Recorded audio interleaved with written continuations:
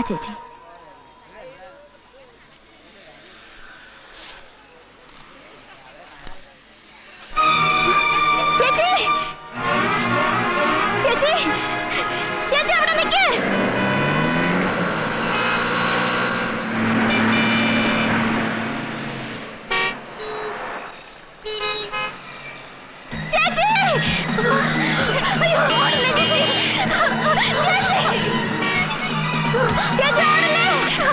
രാജി, വണ്ടി അവിടെ എവിടെയെങ്കിലും ഒന്ന് പാർക്ക് ചെയ്യും, ഞാനിപ്പോ വരാം.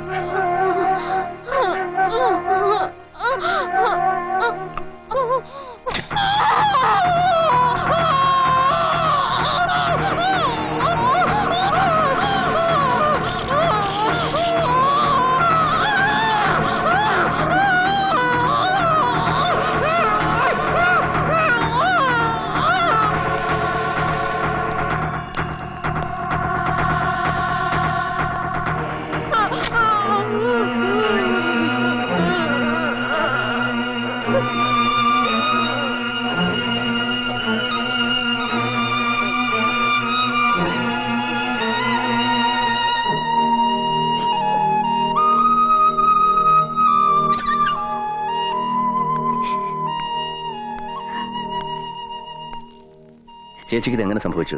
ബൈ ബർത്താണോ അതോ?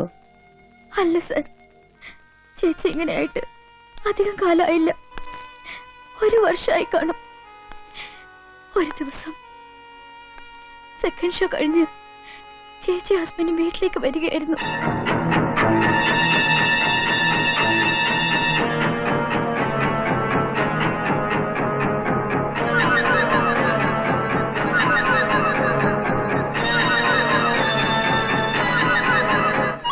ചേട്ടനെ അടിച്ചു വീഴ്ത്തിയിട്ട് അവർ ചേച്ചിയെ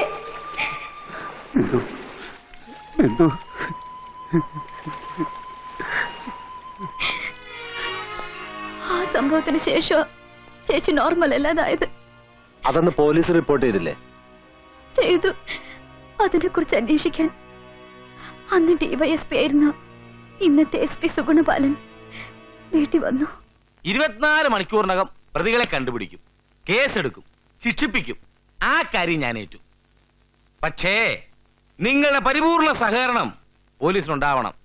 എന്റെ അനുഭവം വെച്ച് പറയുകയാണെങ്കിൽ സാധാരണ ഈ വക കേസുകളിലെ വിക്ടിമിന്റെ ബന്ധുക്കൾ ആദ്യം കാണിക്കുന്ന ശുഷ്കാന്തി പിന്നീട് കാണിക്കാറില്ല. അത് മറ്റൊന്നും കൊണ്ടല്ല, കേസ് കോടതിയിൽ എത്തുമ്പോൾ ഉണ്ടാകാവുന്ന ഒരു പബ്ലിസിറ്റി, അതുമൂലം ഉണ്ടാകാവുന്ന അപമാനം, പിന്നെ പ്രതിഭാവ വക്കീലിന്റെ ക്രൂരമായ ചോദ്യം, ഇതൊക്കെ ഫേസ് ചെയ്യാൻ ഒരുത്തരും തയ്യാറാവില്ല. അവസാനം കഷ്ടപ്പെട്ട് പ്രതികളെ പിടിക്കുന്ന പോലീസോ വിഡ്ഢികളാവും. എന്താ ശരിയല്ലേ? പക്ഷെ തന്റെ കാര്യത്തില് വേറെ കുഴപ്പം കൂടിയുണ്ട്. താനിങ്ങ് വന്നേ.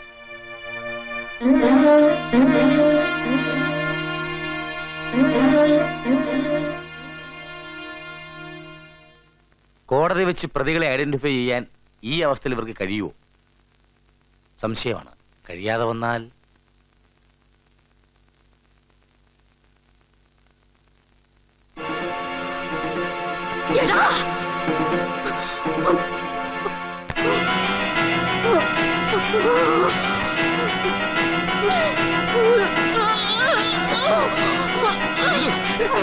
ഞാൻ പറയുന്ന കേക്ക് ബിന്ദു. ബിന്ദു. എന്താ ഇത്? നോക്കൂ.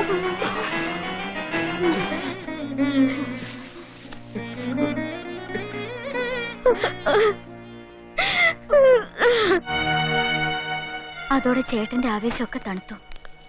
കേസൊന്നും ഉണ്ടായില്ല. പിന്നീട് ആ ഓഫീസർ വീട്ടിൽ വന്ന് ചേട്ടനുമായി മുറി അടച്ചിരുന്ന് സംസാരിക്കും. നാളുകൾ കഴിയും തോറും ചേട്ടന്റെ സ്വഭാവത്തിൽ മാറ്റങ്ങൾ കണ്ടു തുടങ്ങി. വീട്ടിലേക്കുള്ള വരവും കുറഞ്ഞു. ഒരു ദിവസം ഡൈവോഴ്സ് നോട്ടീസ് വന്നു. കേസായി. ഭ്രാന്തിയായ ഭാര്യയോടൊപ്പം ജീവിക്കാൻ ഒരു കോടതി ആവശ്യപ്പെടില്ല. അതുകൊണ്ട് ഡൈവോഴ്സ് വളരെ ഈസിയായി. പിന്നീട് അറിഞ്ഞു ബാങ്കിലെ ജോലി റിസൈൻ ചെയ്ത് അയാൾ അമേരിക്കയിലേക്ക് പോയെന്ന്. സാറിന് അറിയാമോ ഞാനിന്ന് എന്തൊക്കെ പ്രശ്നങ്ങളെയാണ് നേരിടുന്നതെന്ന്?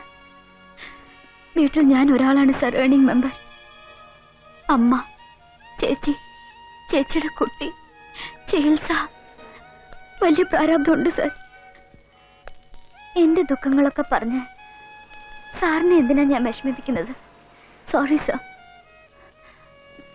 വരട്ടെ. ചേച്ചിക്ക് ബോധം തെളിഞ്ഞു കാണും.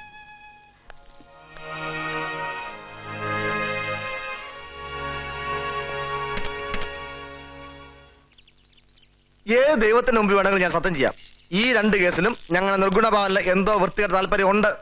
അല്ല, സാറ് പറയുന്ന പോലെ ഇതൊരു കോയിൻസിഡൻസ് അല്ല. ഇങ്ങനെ ഓർഡർ തരില്ല. എനിക്കാണെങ്കിൽ ആരെങ്കിലും ഓർഡർ തരാതൊന്നും ചെയ്യാനും മേല. കൂടാതെ ശീലമായി പോയി.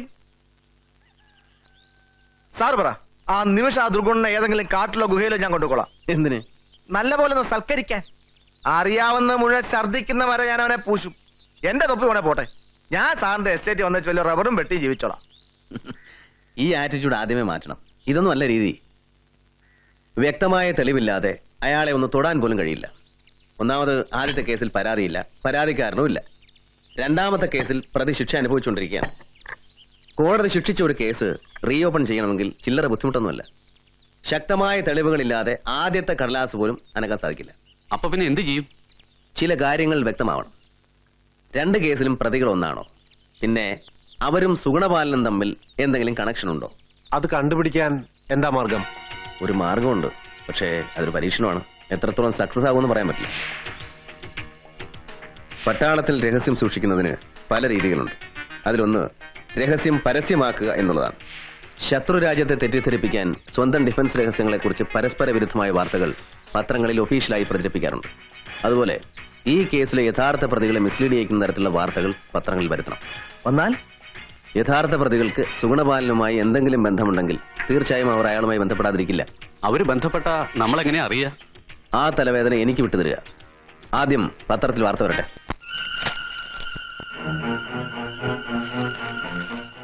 കോവിലകം കേസ് പോലീസ് കെട്ടിച്ചമച്ച കേസ്.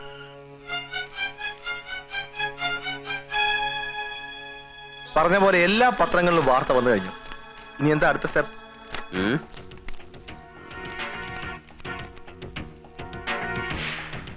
ടെലിഫോൺസ് അല്ലേ?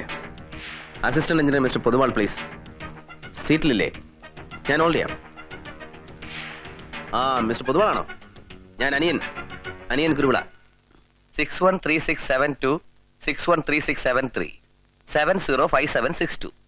ആദ്യത്തെ 2 SP സുഗുണപാലന്റെ ഓഫീസ് നമ്പേഴ്സ്. അടുത്ത റെസിഡൻസ്. കുറച്ച് ദിവസത്തേക്ക് ഈ നമ്പേഴ്സിലുള്ള എല്ലാ കോളുകളും ഒന്ന് ചോർത്തണമല്ലോ പൊതുവാളെ. Both incoming and outgoing. കള്ളത്തരമാണ്, പക്ഷേ ഇതിന്റെ പുറകിലുള്ള ഇന്റൻഷൻ ജെനുവിനാണ്. ഒരു നിരപരാധിയെ രക്ഷപ്പെടുത്താൻ ചിലപ്പോൾ സഹായിച്ചേക്കും. എത്രയോ രാഷ്ട്രീയക്കാർക്ക് സ്പെഷ്യൽ ബ്രാഞ്ചിന് വേണ്ടി ഞാൻ ഈ തൊഴിൽ ചെയ്തിരിക്കുന്നു. പിന്നെ ഞാൻ സാറ് പറഞ്ഞാലേ വേണ്ടി വന്നാൽ മൊത്തം എക്സ്ചേഞ്ചിനെ ടാപ്പ് ചെയ്യാം സാർ. അന്നത്തെ എന്റെ സർവീസ് കേസ് സാറില്ലായിരുന്നു ഞാൻ വീട്ടിൽ ഇരുന്നേനെ. ആ കടപ്പാടൊന്നും പൊതുവാൾ മറന്നിട്ടില്ല. ഈ നമ്പേഴ്സിനുള്ള എല്ലാ കോൾസും വേണോ? വേണ്ട, കോവിലകം കേസുമായി ബന്ധപ്പെട്ട കോൾസ് മാത്രം മതി. ഇൻകമിംഗ് കോൾസ് ഏത് നമ്പറിൽ നിന്നാണ് ഐഡന്റിഫൈ ചെയ്യാൻ വല്ല മാർഗമുണ്ടോ? അത് ബുദ്ധിമുട്ടാ സാർ. പക്ഷെ ഔട്ട് ഗോയിങ് കോൾസ് ഏത് നമ്പറിലേക്കാണെന്ന് കണ്ടുപിടിക്കാൻ എളുപ്പമാണ്. എത്ര കാലത്തേക്ക് വേണം സാർ? കുറച്ചാൾ ചോരട്ടെ, വേണ്ടെങ്കിൽ ഞാൻ പറയാം. പറ്റേ പൊതു.